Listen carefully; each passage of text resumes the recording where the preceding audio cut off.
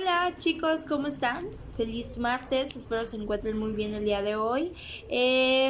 La clase pasada, ayer para ser exactos, terminamos de ver uno de los temas que tiene que ver con las principales corrientes de la sociología de la educación. Vimos como principal corriente de la sociología de la educación acerca de la sociología dominante en la metrópoli. La clase pasada la terminamos de ver con el tema de movilidad social. Hoy vamos a ver la segunda corriente de la sociología de la educación, y esta es la sociología dominante en los países dependientes. Eso es lo que vamos a ver hoy. Sociología dominante en los países dependientes. Ustedes dirán, ay maestra, ¿y eso con qué se come? Muy fácil, chicos. Esta teoría o esta corriente teórica de la sociología de la educación habla acerca de cómo los teóricos, de cómo los estudiosos o los sociólogos de los países desarrollados intentan establecer en los países dependientes fórmulas a seguir para su crecimiento, cosa que según esta teoría pues es totalmente errónea, toda vez que las necesidades de los países son distintos porque la realidad que viven y las formas de socialización, cultura y tradiciones de los mismos pues son distintas. Esta teoría habla acerca de cómo los teóricos, los sociólogos, ven el desarrollo de los países como un conjunto de fases, como una consecución de fases que de realizarse, pues el desarrollo tiene que suceder en algún momento. Sin embargo, no toman en cuenta que estas fases no pueden ser las mismas o no pueden llevarse a cabo de la misma manera en todos los países, pues los países son distintos, ¿no?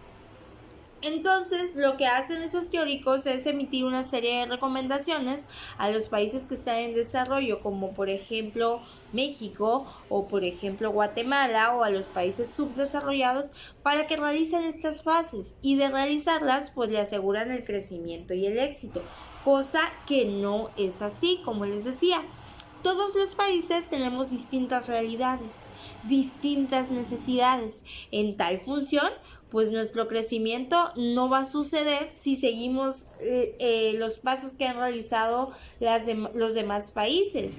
Tenemos que tener un modelo o un diseño de modelo que vaya totalmente adaptado a las necesidades que tenemos como país subdesarrollado. Les voy a poner un ejemplo de esto para que les quede más claro y se los voy a aplicar a la vida real. Por ejemplo, ustedes, supongamos que son docentes en alguna institución educativa y les toca ser docentes en una institución educativa, por ejemplo, de la Selva Lacandona, y están teniendo problemas para lograr una comunicación efectiva con el grupo no les hace caso, no les pone atención, y están teniendo problemas para lograr captar la atención y la disciplina de sus alumnos. Vienen y le hablan a su amiguita que da clases en la escuela Leona Vicario de acá de Tapachula. Le dicen, oye amiga, ¿sabes qué? Te quería pedir un consejo, porque estoy teniendo problemas para captar la atención de mi grupo, para mantener su disciplina. Estoy dando clases en una primaria acá de la Selva Lacandona y pues realmente los niños son muy rebeldes, no me hacen caso por más que lo intento. Y su amiga les empieza a dar consejos, le dice, mira, yo lo que hago con mis grupos es que manejo un poquito la teoría de Skinner y les doy premios, o les doy una especie de estímulo a la respuesta que ellos tienen. Si hacen algo bien, pues les doy una estrellita, no sé, cosas así. Les empieza a dar consejos a amiga. ¿Ustedes creen que los consejos que ella maneja en un contexto urbano les van a servir en un contexto rural para cambiar la mecánica educativa en la que están teniendo problemas? Pues la realidad es que no, claro que no. ¿Por qué? Porque la necesidad que tiene su grupo de la Selva Lacandona es totalmente distinta a las necesidades que puede tener, por ejemplo, su grupo de un contexto urbano, de Tapachula. Lo mismo pasa con los países y su desarrollo psicológico.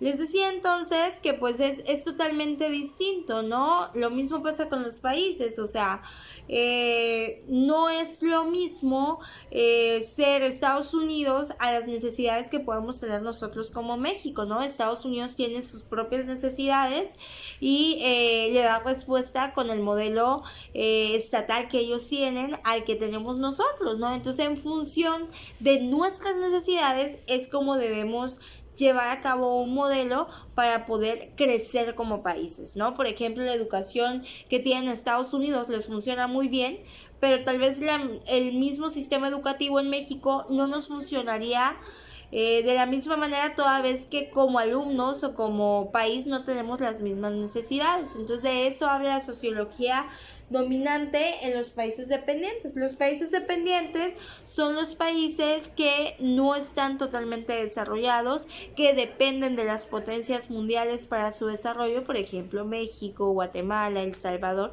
son países que vamos subdesarrollados. Entonces dependemos de las potencias para lograr nuestro desarrollo, ¿sale? Entonces no podemos seguir los modelos de desarrollo que siguen en otros países, dado que nuestra realidad es totalmente distinta. Lo mismo pasa en el aspecto educativo, no podemos seguir las políticas educativas que sigue Estados Unidos, Canadá, porque nuestra realidad es totalmente distinta y eso es lo que ha fallado en la actualidad, ¿no?